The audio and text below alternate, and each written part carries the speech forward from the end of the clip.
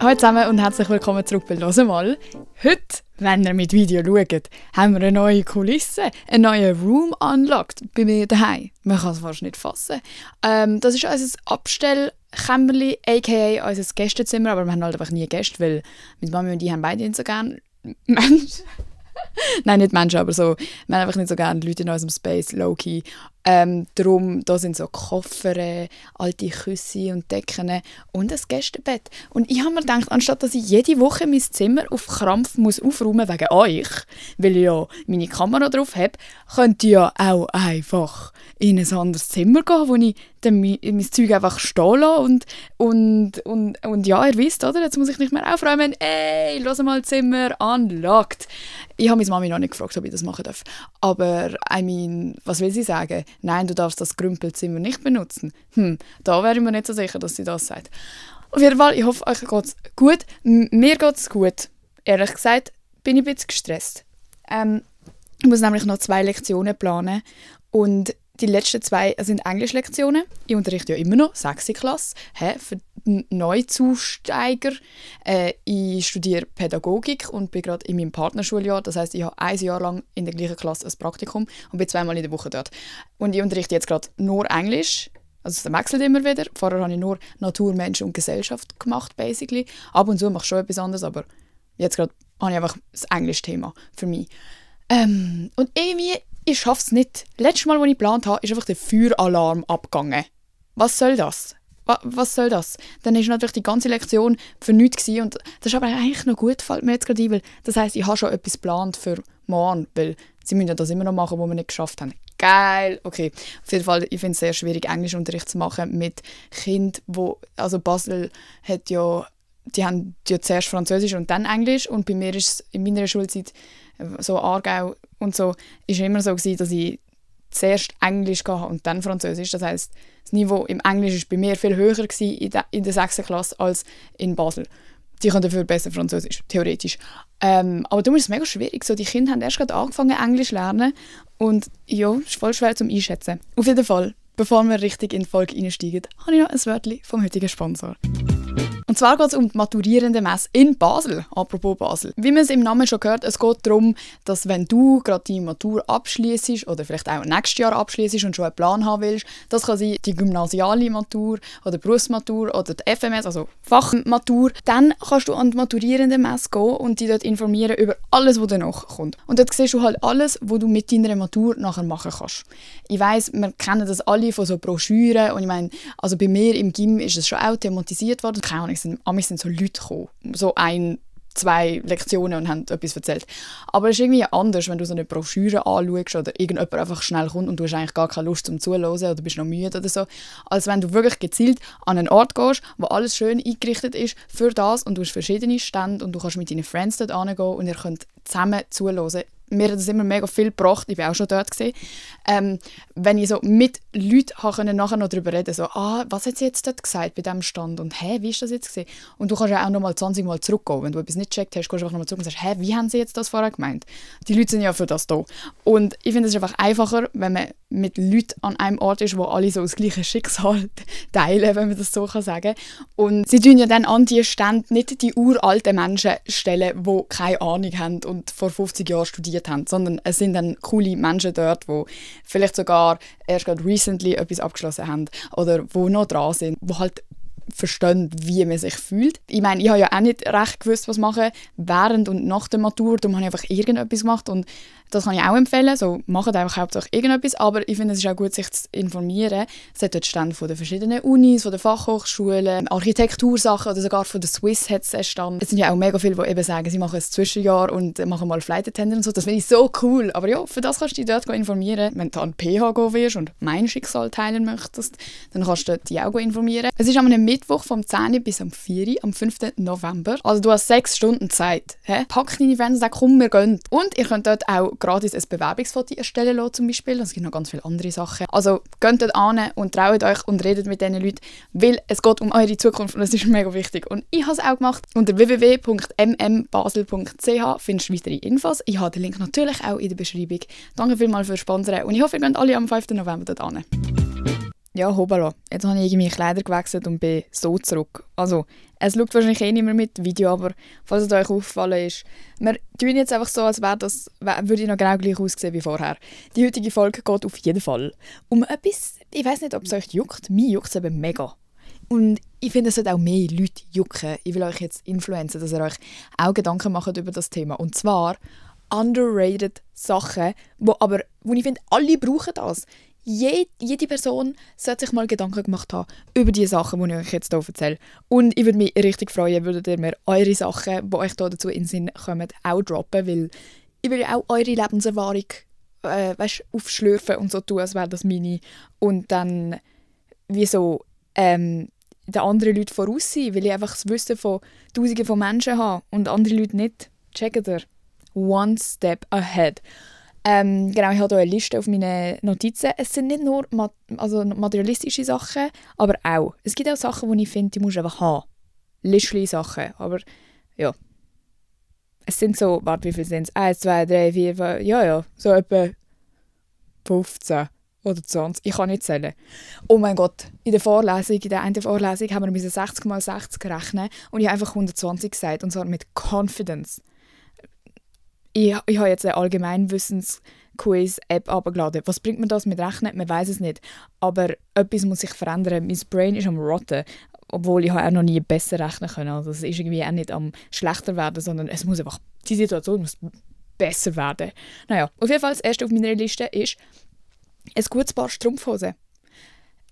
Vorausgesetzt, dass du Strumpfhosenträgerin bist. Das lasse ich jetzt euch überlassen. Aber Strumpfhosen, wirklich, Pain. Wenn du schlecht, also weißt, du denkst so, ja, ich brauche sie nur für einen oben, dann kaufst du die für, keine Ahnung, die billigen sind ja gleich teuer, so 20 Stutz oder so. Und dann ziehst du sie an und während du sie nur schon anziehst, gehen sie kaputt und du hast so den Anschiss, weil du hast genau ein Paar gekauft, aber du brauchst Strumpfhosen. Und sind wir ehrlich, wie oft, also wenn ihr so sind wie ich, dann braucht ihr nicht oft Strumpfhosen. Das heisst, jedes Mal, wenn du mal eine brauchst, bist du am Paniken des Todes, weil du keine hast, aber eine brauchst und dann willst du so im Stress eine besorgen und findest keine und es sieht nicht so aus, wie du gerne hättest. Es gibt ja auch so Grau mit Graustich, mit Braunstich, dann so Nude oder glänzig oder matt oder dann gibt es ja auch die ganzen verschiedenen Dichten, also wie durchsichtig sie sind und so und wie warm. Ich finde am besten die, also für so. Okay, es gibt 2 Types auf Strumpfhosen, die ich finde, man sollte besitzen. Einerseits so gute Nude-Strumpfhosen, die nicht mega dick sind, aber die eine gute Qualität haben. Meine sind, glaube ich, von Woolworth oder so. Schelkel. Oder wie heisst die Marke? Ich weiß es nicht. Sorry, mega cringe, wenn ich es jetzt falsch gesagt habe. Ist keine Werbung, übrigens. Okay, so an deine Hautfarbe anpasst. Das sieht nicht komisch aus, aber so, es hat einfach so ein bisschen etwas. Weil als Person, die ab und zu mal in einem kurzen Kleid auf eine Bühne muss, ist es, glaubt mir, es ist viel angenehmer, wenn du eine Strumpfhose drunter hast. Du bist eigentlich trotzdem basically nackt, aber es fühlt sich nicht so an und es sieht auch nicht so aus.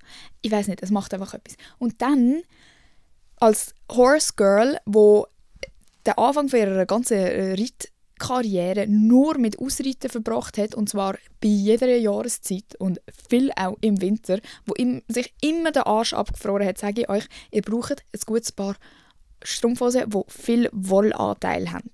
Wolle oder irgendwie Kaschmir oder so, die sind hure teuer, aber das hilft. Und es gibt auch so Thermo von mir aus, aber die haben einfach nicht so gute Qualität, wie wenn es wirklich Wolle drin hat, also Naturfasern. Ich bin mir sicher, es gibt auch irgendwelche Alternativen, wenn du keine tierischen Dinge haben willst, aber da habe ich keine Ahnung. Und das sind die perfekten, weil die sind dünn, aber das sind nicht so die Nylon-Strumpfhosen, sondern das sind halt wirklich so stoffige Strumpfhosen. Und die sind auch nicht, oh mein Gott, ich finde ja Strumpfhosen so unangenehm, mit diesen komischen Ritzen, die du dann musst platzieren musst. Und ja, wenn du als Mann zuhörst, der noch nie hat eine Strumpfhose anlegen, sei froh.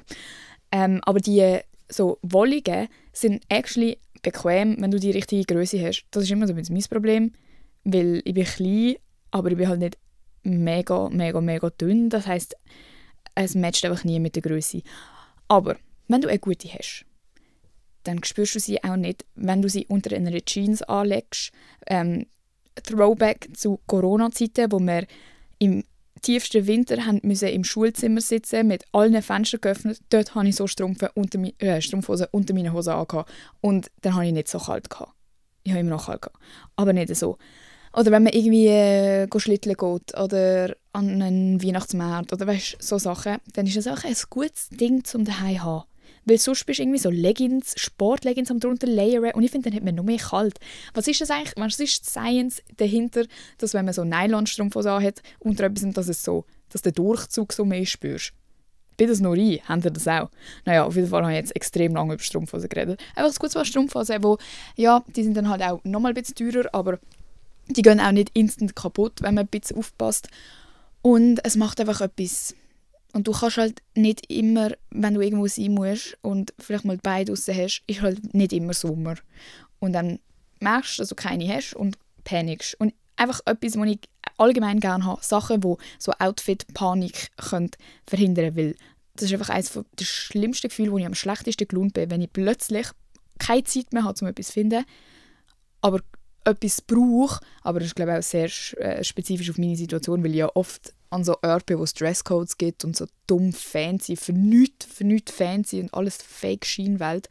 Also im Fall nur mal so rote Teppich und so an diesen zum Beispiel Award-Shows oder irgendwelche Events und so. Das ist im Fall alles, also ich hoffe, ihr wisst, das ist fake. Also das ist einfach eine Fotowand, du läufst schnell dort hin und es sieht aus, als wäre es so mega krass, auch so am Zürich Filmfestival und so. Also ich weiß auch nicht, was ich mir früher vorgestellt habe, logisch ist es fake, aber ich glaube, man meint so, das ist so voll das grosse Ding und nein, du stehst einfach dort hin, machst ein Foto, alle schauen dich dumm an und dann läufst du weiter, als wäre nichts gewesen und postest das Foto einfach selber, aber so richtig juckt hat es niemand, dass du da bist. Ja. Darum, ich brauche des Öfteren Strumpfhosen und ich finde es gut. Als nächstes ein gutes Regenkleider-Set. Wieso redet niemand mehr über Regenkleider? Ich glaube, in der Schweiz ist es auch mega, mega uncool. Auch Gummistiefel gehören übrigens auch dazu, aber wenn ich über Gummistiefel rede, dann kommen immer die Fetischisten. Darum habe ich jetzt einfach mal mein Maul. Aber doch, nein, ich rede jetzt weiter über Gummistiefel, weil ich liebe Gummistiefel. Vielleicht bin ich auch einer von denen. Aber es gibt ja so kurze Gummistiefel, also weißt du, so Ankle, also was heisst Ankle? Ich weiß es nicht. Knöchellange, hohe Gummistiefel und dann gibt es ja die ganz hohen. Und ein Geheimnis von mir ist, dass meine Waden immer zu dick sind für alles. Jeder Stiefel, nichts geht mehr, weil ich einfach ein sehr kurzes Bein habe, aber trotzdem ein breites Bein. Und dann habe ich noch kleine Füße und dann matcht gar nicht mehr. Darum ist mein Geheimtipp für Gummistiefel, dass man einfach die knöchelhohen kauft, weil du hast ja bestenfalls eine Regenhose drüber, zu dem kommen wir gerade. Und dann ist es eigentlich egal, wie hoch der blöde Gummistiefel ist, außer du willst so im Matsch rumgumpen und so, aber wir sind nicht mehr 10.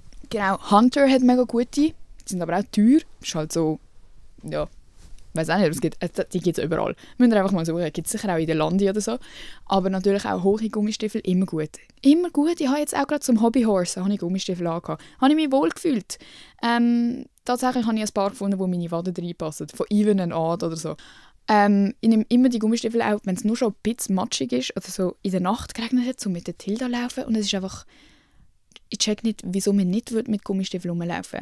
Und wenn man eben ein paar einigermaßen okay findet, dann kann man mit denen actually auch rausgehen, ohne dass es mega peinlich ist. Weil ich habe als Kind natürlich immer so pinke, blumige, hässliche Gummistiefel hatte. Aber jetzt, wo ich selber meine kaufen kann, ja, es gibt ja ganz schwarze oder so braune oder so, das ist nicht schlimm. Können wir aufhören in der Schweiz zu tun, als wäre es schlimm. Weil ich bin ja halb Dänin, wissen wir alle. Und in Dänemark ist es im Fall normal, also es ist einfach normal, weil es dort so viel Schiff und so oft schlechtes Wetter ist und alle sind ja auf dem Velo unterwegs oder mit dem ÖV und einfach so draussen. Es ist so normal, dass alle haben so ihr Set von Regenkleidern und es ist so nicht komisch. Du pullst ab mit deinen Regensachen und tust es irgendwo an und das ist einfach so und die sehen auch alle mega cool aus. Niemand sieht blöd aus oder auch niemand sagt so, hast du Gummistiefel an, sondern es ist einfach normal und es ist cool. Die Leute sind cool. Ihr wollt ja alle immer Scandi sein. Macht mal das nachher, weil ich will nicht die Einzige sein, die mit der coolen Regenhose abpullt.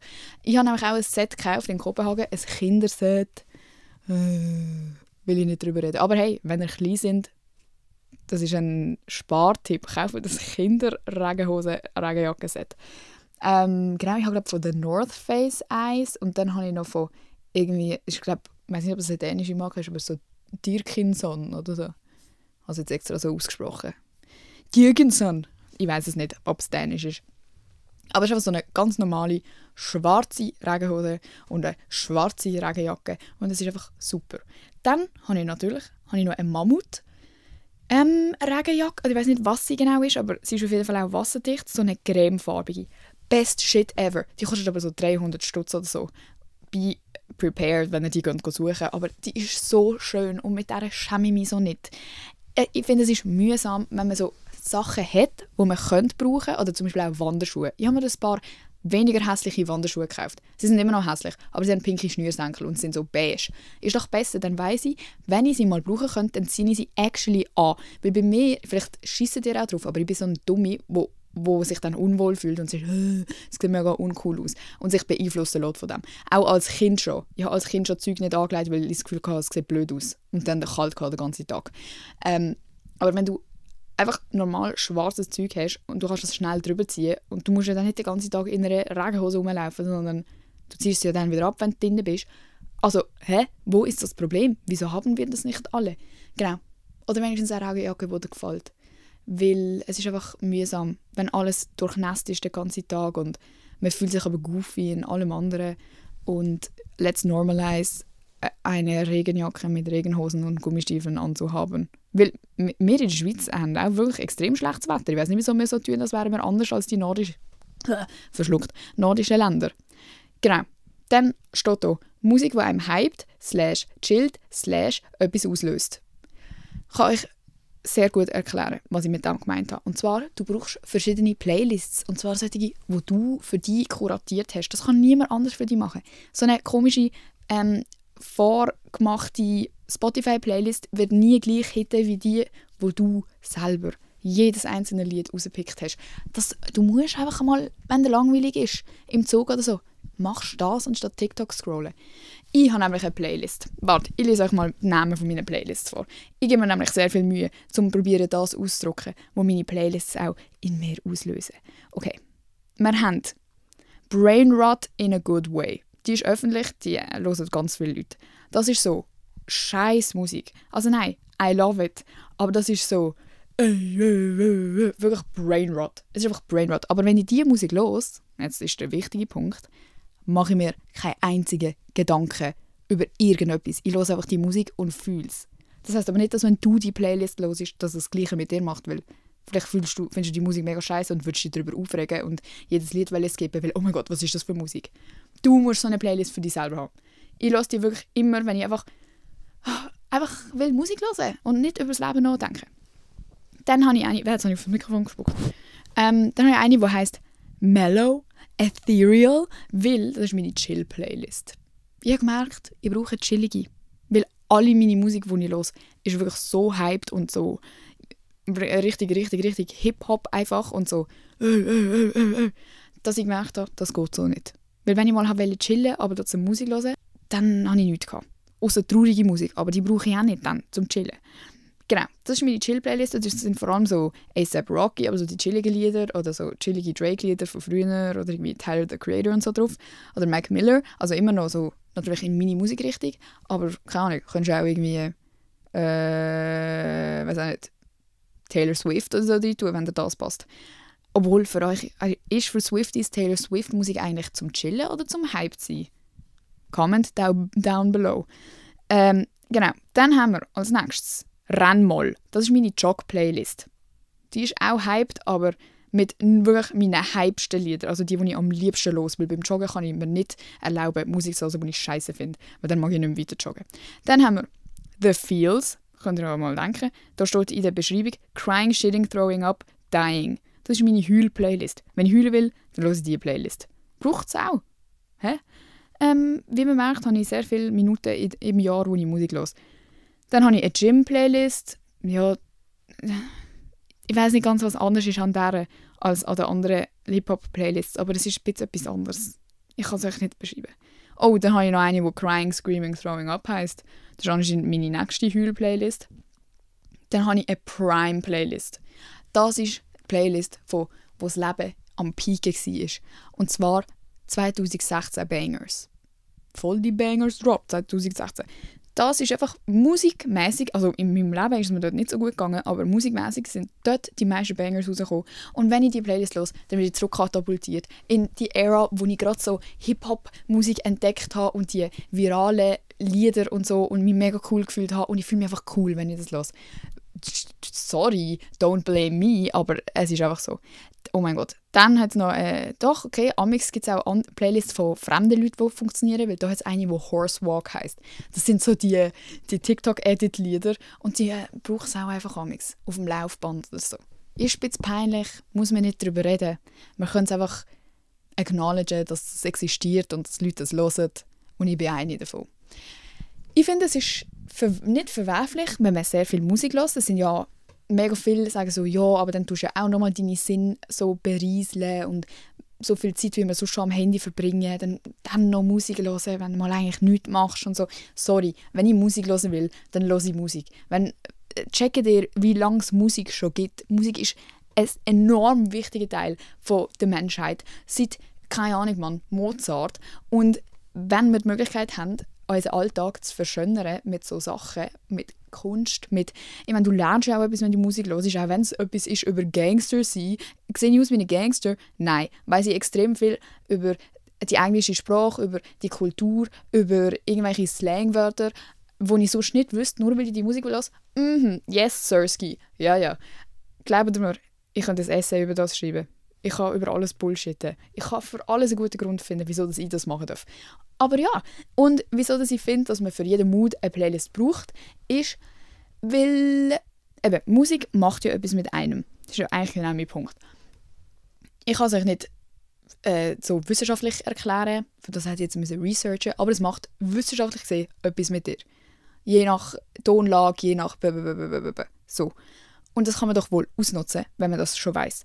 Und wenn du mal einen Mood-Boost brauchst, dann machst du halt mal diese Playlist an, obwohl du die eigentlich vielleicht nicht danach fühlst. Und dann geht es dir instant besser. Ein bisschen, 1%, ein halber Prozent von mir aus. Oder wenn du das Gefühl hast, irgendwie bin ich traurig, aber irgendwie, keine Ahnung, es kommt so nicht raus und es staut sich so an. Gut, dann hörst du halt die Lieder, wo du weißt, du heulst nach 2 Sekunden. Und dann kommt es mal raus und dann hast du es draus. Es ist natürlich mit Vorsicht zu genießen, weil wenn du dann so jemand bist, der einfach den ganzen Tag traurige Musik hörst, weil du gerade traurig sein willst, dann ist es natürlich nicht gut für dich. Du kannst nicht 2 Monate nur traurige Musik hören. Und es hat auch einen wahren Einfluss auf dich, weil ich auch mal gesagt habe, also es macht ja wirklich etwas mit einem, was für Medien man konsumiert und da gehört Musik halt auch dazu. Und die ganze Zeit nur so Agro-Musik los ist, dann weiss ich auch nicht, wie gut das für dich ist. Ich finde es persönlich super, Agro-Musik zu hören, weil es tut einfach meine Gedanken ausschalten. Und das ist nötig, amigs. Man muss einfach selber wissen, was es mit einem macht. Ich finde aber, es ist extrem wichtig, dass du für dich selber deine Playlists machst und nicht einfach die von deiner Kollegin übernimmst, weil ja, das ist ja ungefähr der gleiche Musikgeschmack. Es ist etwas anderes. So. Oh, das nächste ist ein digitaler Kalender. Ich habe so ein... Oh, was steht da? Ja, ich kann es euch jetzt gerade leider nicht so richtig... Nein. Ich kann es euch nicht zeigen, weil bei mir stehen zu viele persönliche Sachen drin. Aber ich habe ein Widget. Okay?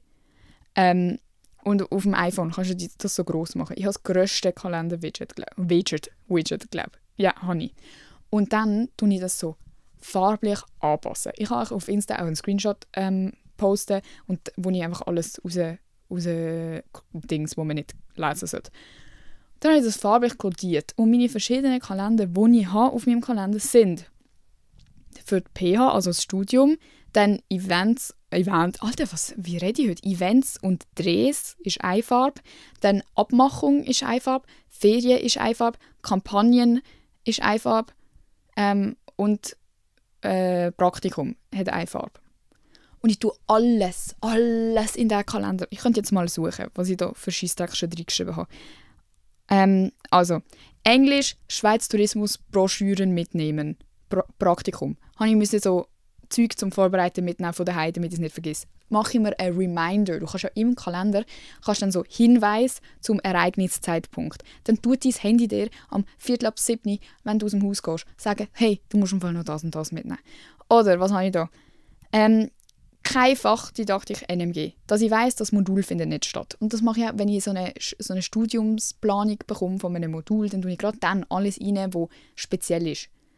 Was habe ich da? Konzert, ja, okay, das ist jetzt mega unnötig. Zur Post habe ich mir reingeschrieben, weil sonst vergesse ich meine Päckchen abliefern oder dass meine Kollegin mein Auto ist abholen, dann steht ihr Name, holt Auto ab, dann circa von dann bis dann, dass ich meine Insights haben müssen schicken, dass ich ein Video muss parat machen, dass ich einen Post zu posten habe, dass ich mit jemandem mal noch abmachen sollte, habe ich auch drin, wenn es wirklich so höchste Eisenbahn ist.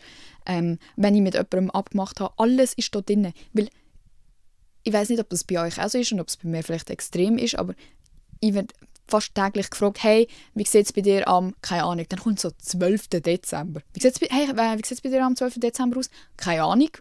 Ohne mein Handy. Keine Ahnung, ich weiß es nicht. Und ich habe schon so oft probiert mit einem physischen Kalender. Ich habe früher auch immer so Hausaufgabenheftchen und so, aber wirklich, seit ich mein iOS-Kalender-System herausgefunden habe, es bringt mir nichts. Weil dann musst du immer das blöde Büchlein dabei haben, musst du alles reinschreiben, musst es vornehmen, wenn jemand dich fragt und irgendwie blättern 6 Stunden, bis du zu diesem Datum gekommen bist. Und es ist für mich einfach nicht effizient und es geht nicht schnell genug. Ich finde, es hat einen romantischen Aspekt und es ist, also wenn du sehr organisiert bist und auch nicht so handyorientiert, dann ist das sicher cool für dich. Aber wenn du so bist wie ich, was ich wahrscheinlich annehme, weil du meinen Podcast hörst, dann ist das wirklich ein Lifesaver. Ich vergesse nie etwas. Außer wenn es halt, dann liegt es nicht an meinem Kalendersystem, sondern dann liegt es einfach an mir oder dass ich es gleich liegen lassen habe oder irgendwie etwas rausgefallen ist oder ich zu spät dran bin, zu spät aufgewacht bin oder so. Aber ich bin von Natur aus enorm chaotisch. Ich meine, ich sage es euch ja jedes Mal, ich bin so unordentlich, ich weiß nicht, wie man aufräumt, aber one thing about me, ich habe noch nie etwas zu spät abgegeben, noch nie etwas nicht geliefert, das ich hätte liefern sollen. Ich habe für alles auch eine To-Do-Liste bei mir in den Notizen und das ist nicht, weil ich organisiert bin, sondern das ist, weil ich mich selber kenne und weiss, sonst funktioniert es nicht. Ja, das ist das will ich euch ans Herz legen. Macht das auch. I love my Kalender. Er ist manchmal auch sehr überfordernd zum Anschauen, aber das ist ein anderes Thema. Wow, okay, ein Ort zum cringy Sachen aufbewahren.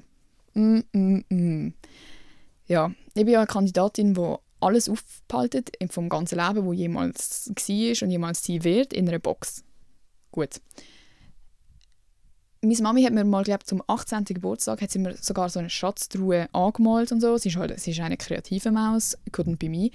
Und hat mir das angemalt und haben wir ein Schloss dran gemacht, und so, dass du abschließen kannst, dass ich dort so meine ganzen Memories reinmachen kann von meiner Jugend und so. Mega herzig. Mittlerweile ist die Box aber zu klein und ich musste noch einen anderen Ort suchen. Ich habe einfach eine random Box, es ist ja egal. Aber du musst wissen, wo du die Sachen anmachst. Und ich sage bewusst cringy Sachen. Es ist nicht so Fotoalbum, sondern so Brief von deinem Freund, wo du Schluss gemacht hast und nachher denkst, what the fuck, was ist das für ein Typ gewesen? So, das Zeug muss man doch auch aufbewahren. Hallo, irgendwann sind wir alt und wissen nichts mehr von dem und dann schauen wir das an und sind so, wer ist das? Das ist doch lustig. Ich verstehe im Fall wirklich Leute nicht, die alles wegwerfen und so sind, nein, das braucht nur Platz und das ist ja nur Abfall und es ist ja schon vorbei und was bringt mir das jetzt noch? Hallo, es ist lustig und dein Leben zieht literally an dir vorbei. Ich check, wir haben jetzt Handys und so und können so Sachen festhalten, aber das ist doch nicht das Gleiche. Hallo, wir müssen doch physisch noch irgendeinen Beweis haben, außer unser Haus brennt ab, dann bringt es halt auch nicht viel, aber dann haben wir es wenigstens probiert. Und es ist so lustig. Ich habe wirklich letztens wieder so Zeug vorgegraben und angeschaut und dann hockst du einfach so 2 Stunden an deinem Zimmerboden und bist so, was habe ich für ein Leben gelebt? Ich weiss jetzt schon die Sachen nicht mehr. Ich kann mich nicht mehr in mein damaliges selber hineinversetzen, aber es ist extrem lustig. Would recommend. Und mein Lieblingsort für so Zeug ist entweder irgendeine random Schublade. Also am besten ist einfach, du solltest es nicht die ganze Zeit sehen. Und es sollte auch nicht jeder dort ankommen. Und bei mir ist es meistens unter dem Bett. Alles ist bei mir unter dem Bett. Ja, macht einfach eine Box unter eurem Bett. Dann, oh mein Gott, Glitzer für den Körper. Ich liebe Glitzer. Ich habe in L.A. gerade wieder ein Glitzer gekauft, darum bin ich auf das gekommen. Es gibt vom Lush so Puder. Ich weiß nicht, wie es heißt. Ich weiß nicht. Keine Ahnung, wenn du eingehst, Lush, Body Glitter oder so, dann kommt es sicher. Und die schmecken so fein. Also sie haben auch solche, die grusig schmecken, aber sie haben ein paar, die richtig, richtig gut schmecken. Die geil schmecken, sind bei mir aber alle ausverkauft gewesen. Darum habe ich einfach ein glitzeriges genommen, wo am meisten Glitzer hatte und okay schmeckt.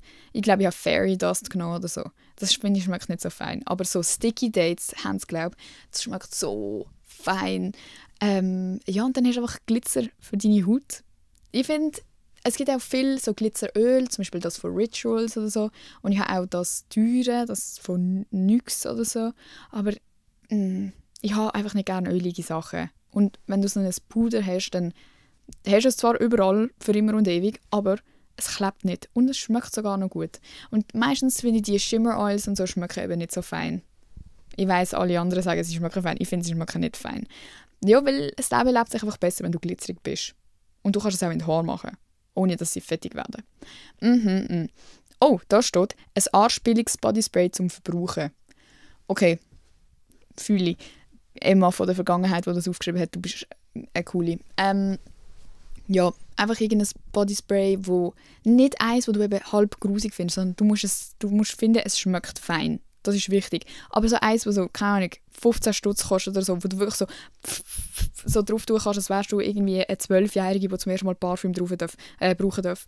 Weil ich finde, es macht etwas mit dir, wenn du rumläufst in der Welt und das Gefühl hast, du schmeckst fein. Und es macht hankerum auch etwas mit dir, wenn du durch die Welt läufst und das Gefühl hast, du stinkst oder schmeckst nicht fein.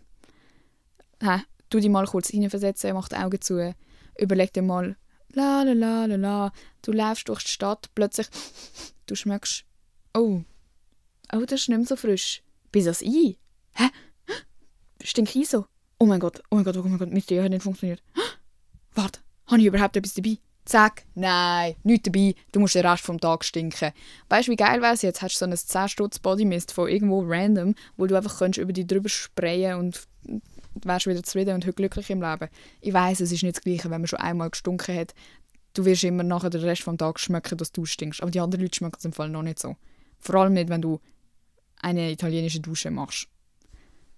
Ich habe es euch gesagt, wenn ihr das nächste Mal stinkt, denkt an mich. Nehmt etwas mit und auch immer nimm eine grosse Tasche mit. Nimm auch die grosse Tasche. Mach das Zeug rein, wo du findest, das brauchst du, um dich wohlzufühlen. Das ist auch mein nächster Punkt wahrscheinlich, wenn ich mich selber richtig kenne. Wie heisst das? Necessaire. Dein persönliche eigene Necessaire, das du in jeder Tasche dabei haben kannst, wo du immer aus deiner Tasche rausnehmen kannst und in die nächste Tasche reinmachen, wenn du eine andere Tasche hast oder einen Rucksack oder keine Ahnung was oder ins Auto. Du hast es dabei. Und das kommt voll auf dich drauf an, was dort drin ist. Bei mir sind dort zu viele Sachen drin. Ich brauche die Hälfte von diesen Sachen nicht, aber ich fühle mich am wohlsten, wenn ich weiss, ich habe alles dabei. Ich kann Crash-Out gehen, wenn ich draußen bin und merke, Alter, ich habe keine Handcreme. Ich tue nie Handcreme drauf, aber wenn ich sie gleich mal brauche, dann regt es mich auf, dass ich sie nicht dabei habe. Bei mir ist Deo, ein Sackmesser, Parfüm, so Wipes, so Feuchttüchli, sicher so 3 Lippenprodukte, Handcreme, Desinfektionsmittel, Geld, also Bargeld, irgendwelche Kabelkopfhörer. Meistens habe ich auch ein Linsenset dabei, also dass ich meine Linse rausnehmen und in Flüssigkeit rein tun, weil das ist scheiße, wenn du Linsen hast, die dir entweder aus den Augen fallen oder einfach nicht mehr richtig sitzen und das sind Monatslinsen. Und eine Haarbürste, irgendetwas habe ich immer dabei. Habe ich schon Parfüm gesagt? Natürlich Parfüm. Ja, etwa so. Und das funktioniert dann eigentlich auch richtig gut. Wenn ich einen richtig langen Tag habe, dann nehme ich meistens noch ein Augenbrauengel mit, weil ich habe so richtig wilde Augenbrauen und die heben nie. Und das ist etwas, was mich am aggressivsten macht, wenn ich sehe, meine Augenbrauen sind irgendwo, aber nicht dort, wo sie sein sollten. Und eine Powerbank. Oh mein Gott, das ist auch auf meiner Liste. Oh mein Gott, ich könnte 2 Stunden über das reden. Wieso sind wir im 2025 und es gibt Menschen in der Schweiz, die Geld haben? Es liegt nicht am Geld oder so. Don't get me wrong, wenn du broke bist, natürlich. Aber Leute, die 6'000 Stutz im Monat verdienen oder so, wieso laufen die rum und haben immer noch keine Powerbank dabei? Und ein Chimpy zählt nicht als Powerbank. Das grüne Scheißteil. Check nicht, wirklich, kauf dir doch einmal eine gute Powerbank und du bist set up for life. Ich check euch nicht. Ich habe so eine fette Powerbank, mit der könnte ich wahrscheinlich meinen Laptop vollladen oder so. Und immer, wenn ich draußen bin, immer, hey, hat jemand ein Ladekabel? Hey, hat jemand... Hallo, mega unangenehm. Bist du 12? Können wir nicht auf uns selber schauen? ich habe es natürlich dabei und gebe den Mini, aber mir regt es auf, eine Powerbank dabei haben und sie jemand anderem geben müssen. Weil wir wissen alle, eine Powerbank ist für Notfälle. Du hast mir gerade meinen Notfall weggenommen. Wenn ich jetzt Strand auf dem Heimweg und irgendwo im Wald bin, 24 Stunden, dann bist du schuld, dass ich nicht überlebe, weil ich meine Powerbank schon verbraucht habe für dich. Aber ja, eine Powerbank, Leute, ist so wichtig zum haben. Ich habe jetzt sogar so eine von Red Bull bekommen, wo man hinten ans Handy, also weißt du, so, wo so magnetisch ist, wo du gar nicht einsteckst. Crazy. Finde ich richtig cool, aber ich habe Angst, sie zu verlieren. Ist mir auch zu unzuverlässig. Aber ich brauche sie natürlich gerne, weil sie gratis war. Wenn ich sie verliere, dann hätte es so sein sollen. Oh, habt ihr das eigentlich auch, dass ihr auf Sachen, die so auf richtig gutem Sale waren oder gratis waren oder ein Geschenk waren, schaut ihr auf die auch besser als auf teure Sachen? Also ich schaue schon auch gut auf meine Sachen, die teuer waren, aber irgendwie jetzt einfach nochmal einen krasseren Wert, wenn ich weiss, es ist teuer, aber ich habe nicht so viel gezahlt.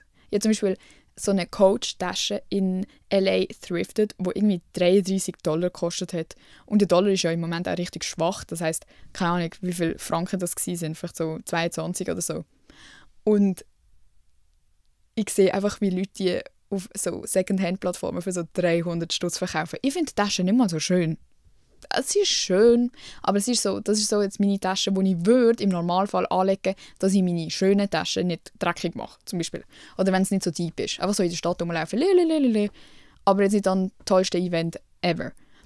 Aber weil ich weiss, ich habe sie so gratis bekommen und die anderen Leute würden so viel zahlen dafür, ist sie gerade unbezahlbar geworden. Ich kann sie nicht dreckig machen. Ich kann sie nicht auswärts anlegen, weil es war ein Schnäppchen gewesen und ich muss gut darauf aufpassen.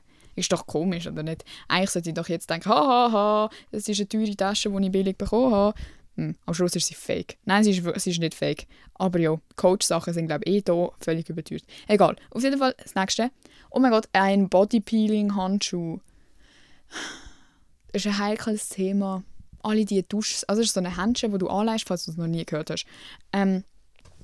In der Dusche, du schlüpfst rein, du hast Handschuhe an und da ist so Rauch und dann kannst du deinen ganzen Körper peelen mit dem Handschuh. Anstatt dass du 100'000 Peelings kaufen musst für die Dusche, hast du einfach nur diesen Handschuh. Du kannst natürlich so, keine Ahnung, Seife drauf tun, gleichzeitig und so, aber müsstest theoretisch nicht einmal. Und dann hast du schön die ganze tote Haut von deinem Körper weggerubbt, aber es ist irgendwie auch einfach cool, weil du hast so an deinen, weißt du, brauchst nur deine Hände mit dem Handschuh.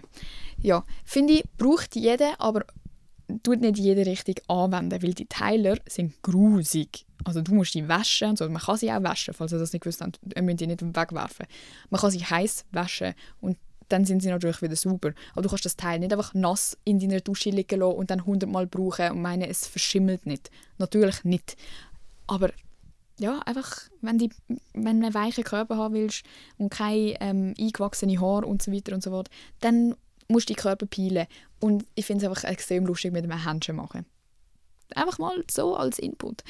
Ein Panzerglas auf dem Handy.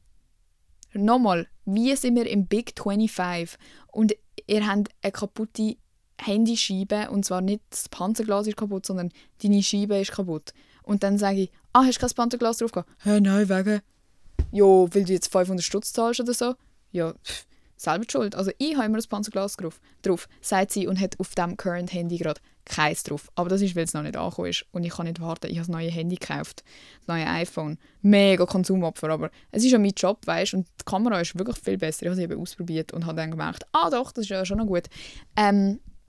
Ja, und ich check auch nicht, ich habe auch überlegt, will ich mein Handy ohne Hülle rocken, weil es ist schon cool. Ich bin eine von denen, die das cool findet, wenn du keine Hülle drauf hast, weil es ist so, es ist nonchalant. Es ist so, hey, schau mich an. Ich habe es nicht nötig, eine Hülle drauf zu haben. Aber das sind eben auch so Leute, die nie etwas an den Boden verlieren. Meine Schwester ist zum Beispiel so, mega viele Leute in meinem Leben sind so. Wirklich, die haben noch nie ihr Handy am Boden verloren und ich verliere mich so 10-mal am Tag am Boden, obwohl ich wirklich darauf aufpasse. Es ist nicht, dass ich zu viel Geld habe und nicht darauf aufpassen will, sondern ich bin einfach tollpatschig und irgendwie habe ich das Gefühl, die Handys sind einfach zu gross für meine Hände und ich weiß nicht, ich brauche einfach eine Hülle. Okay? Ich bin einfach ein Opfer und muss eine Hülle drauf haben. Darum judge ich die Leute, die das nicht haben und nicht darauf aufpassen und dann ein kaputtes Handy haben. Wenn dein Handy nie kaputt ist und du bist so jemand wie meine Schwester, okay, ist eine Sache. Props to you. Ich weiss nicht, wie du das Leben lebst, aber geile Sicht. Aber wenn es dann voll kaputt ist die ganze Zeit, ist es mega peinlich für dich. Wenn du keine Hülle drauf gehabt hast und jetzt ein kaputtes Handy hast. Mega peinlich. Würde ich euch nicht empfehlen. Also tun das Panzerglas drauf. Ich weiss, man soll nicht von so Temu und AliExpress und so bestellen, aber Panzerglas und so ist genau das Gleiche wie überall sonst, wenn du so dort bestellst und einfach selber drauf machst. Für so 2 Stutz. Und sorry, wenn ich 20 Stutz bei irgendwie Apfelkisten für Dropshipping zahle, dann kaufe ich es lieber von AliExpress und habe dafür 10 Panzergläser daheim. Also ein kleiner Tipp am Rande, ein unethischer, den ich nicht für alles anwenden würde, aber für Panzerglas dürfen wir doch wirklich mal von AliExpress bestellen, oder nicht? Ein eigenes Hobby haben, wo nicht abhängig bist von anderen Menschen. Ist manchmal ein bisschen schwierig, ich glaube, ich habe das auch schon angesprochen. Natürlich, wenn du irgendwie so eine Teamsportart machst, ist es schwierig, weil dann brauchst du halt dein Team und so. Und ich glaube, das ist auch die Hemmschwelle so, ja, ich gehe doch nicht ins Fußball allein und fange dort an, wenn nicht irgendeine Kollegin mitkommt und so. Das ist ja bei allem ein bisschen so. Aber ja, ich weiß auch nicht, ob das dazu zählt. Du gehst ja gleich ins Volleyball, auch wenn deine Kollegin krank ist, hoffe ich. Oder?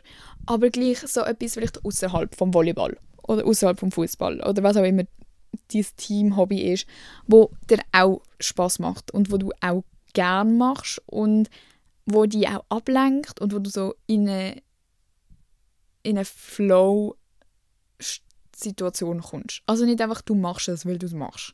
So, ja, jetzt zeichne ich wieder mal. Schieß mich zwar an, aber dann habe ich wenigstens etwas gemacht. Sondern so etwas, was dir richtig Freude macht. Und ich glaube, allgemein, bei allen Sachen, die wir so machen, die eigentlich uns eine Freude bereiten sollten, finde ich, es wäre auch cool, wenn wir alle so ein bisschen mehr darauf schauen könnten, dass es etwas ist, was wir auch wirklich für uns selber machen.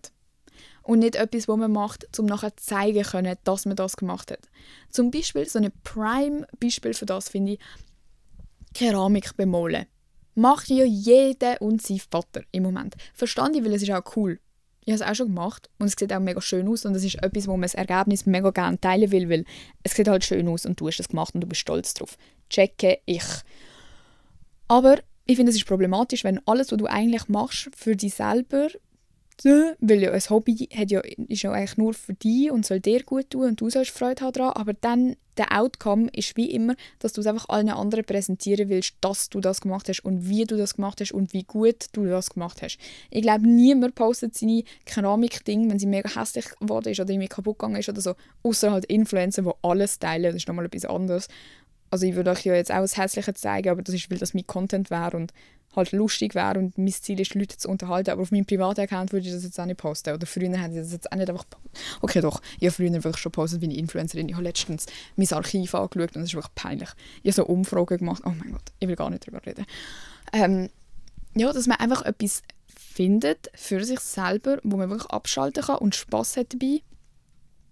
Wo man dann aber auch nicht muss jedem einen Snap schicken, dass man das jetzt macht. Oder hihi, jetzt 10 Stunden nicht verfügbar, weil gang an den Match. Und dann nach dem Match, oh mein Gott, 3-0 gewonnen. Also weißt, ich verstand natürlich, du willst deinen Leuten erzählen, was du machst und alles, natürlich kann man das, aber ich finde, wenn es immer so ist und du dich auch ertappst dabei, du musst ja, da kannst du jetzt auch mal ehrlich sein mit dir selber, dass du so währenddessen überlegst, oh mein Gott, wenn dann die Leute das sehen, die werden das sicher richtig cool finden. Oder was würde ich jetzt, keine Ahnung, was würde jetzt mein Crush darüber denken, wenn er mich hier sehen würde. Oder, oh mein Gott, wenn ich ihm dann erzähle, wie es rausgekommen ist. Oder so. Nein. Wirklich, wir verbringen ja schon so viel Zeit von unserem Leben mit genau so Gedanken, dass ich finde, man sollte auch so ein Ort in seinem Leben haben, eine Aktivität, wo das nicht so ist, wo so dieses kleine heilige Ding ist. Und ich finde es auch immer richtig cool bei anderen Leuten, wenn ich so herausfinde, dass sie die ganze Zeit irgendein Hobby haben, wo ich gar nichts davon gewusst habe. Und irgendwann, 2 Jahre später, finde ich das raus und bin so, hä? Du hast literally noch nie erzählt, dass du Ping-Pong spielst. Und dann ist die andere Person so, ja, das hat auch nie jemand gefragt. Also, ja, mach das schon seit 10 Jahren. Und du bist so, was? Das ist so cool. Ich fühle mich dann auch immer ein bisschen verletzt, weil ich mir denke, geile Sicht, wieso hast du mir das nicht erzählt? Aber das ist jetzt mein Problem. Und ich finde, es ist gut, wenn man mal Sachen für sich behaltet. Und das ist auch der letzte Punkt. Bin ich sehr schlecht drin. Es steht auf meiner Liste, das Maul heben. Einfach mal Schnauze zu. Finde ich extrem eine schwierige Kunst, aber es ist eine Kunst, die alle beherrschen sollten. aber lange noch nicht jeder beherrscht, inklusive mir selber. Aber wisst ihr, wie viel bringt euch das im Leben und uns? Ich nehme jetzt mich selber immer ein in das. Weißt du, wie viel bringt uns das, wenn wir einfach wissen, wann man die Schnauze zu heben hat? So, jetzt ist Funkstille. Radio aus. Keine Schallwellen werden mehr produziert. Einfach Ruhe. Wie viele Probleme könnten vermieden werden? Wie viele Ego-Sachen könntest du einfach aus dem Weg gehen, wenn du gar nicht erst anfängst? Oder, keine Ahnung, wie viel... Es ist einfach toll. Wie viel Geheimnis kannst du für dich behalten? Das ist auch ein Punkt. So Geheimnis behalten. Voll underrated. Voll vergessen. Eigentlich ist es eine Liste mit voll vergessen gegangen. Wenn ihr den nicht kennt, der hat nichts verpasst, aber chronically online, zu viel Zeit auf TikTok verbracht. Wirklich, so das Maul heben, einfach das Maul heben. Und ich habe einfach wirklich Situationen, wo ich mir vornehme, bevor ich irgendwo hingehe, so Emma, jetzt hebst du einfach den Laden. Und ich kann es nicht. Ich kann es nicht. Ich habe immer das Gefühl, ich muss mehr und mehr und mehr und mehr erzählen und dann am Schluss komme ich heim und bin so, wieso habe ich das erzählt? Es hat niemand gejuckt. Oder es hat die falschen Leute gejuckt. Oder wow, die sind aber sehr invested gewesen. Die haben es, glaube nicht so gut mit mir gemeint, aber ich habe einfach Friede, Freude, Eierkuchen erzählt, weil die naive Emma überlegt sich natürlich nie, dass es auch gemeine Leute gibt auf dieser Welt. Nein. Ist ja lustig, wenn ich da mein Zeug erzähle. Die anderen erzählen es nämlich nachher einfach 100 Millionen Leute sofort weiter, aber ist ja nicht mein Problem, gell? Einfach mal den Laden heben. Eine vergessene Kunst. Voll vergessen gegangen die Kunst. Ja, das ist alles, was ich für euch habe, Leute. Ich habe eine sehr unterhaltsame Folge gefunden, um selber zu reden. Ich habe heute auch barely geredet mit Leuten. Darum, ihr seid heute mein sozialer Austausch und das hat mich sehr erfreut. Let me know, bitte, was eure Sachen sind, die ihr auf diese Liste draufschreiben würdet. Auch wenn es natürlich wichtig ist, seine eigene Liste zu haben. Wie bei den Playlists. Vergesst nicht, eure eigene Playlist zu machen. Genau, was habe ich sonst noch? Ja, wenn ihr den Podcast noch nicht bewertet habt, dürft ihr natürlich auch mal 5 Sterne geben. Einfach nur so, für mein Ego und so, für die Bewertungen und so. Freut mich immer sehr. Und es freut mich auch immer, wenn ihr bis am Schluss da bleibt im Fall. Also wenn du jetzt noch zuhörst, geile Sicht. Und wir hören uns nächstes Mal wieder bei «Hören mal». Wenn ihr irgendetwas habt, das ihr unbedingt hören wollt, schreibt mir. Und sonst wünsche ich euch eine ganz tolle Zeit, einen schönen Morgen, einen schönen Abend, eine schöne Woche, was auch immer, wo ihr gerade sind. Und vergesst nicht, hört Musik, die euch gut fühlen lässt. Adios!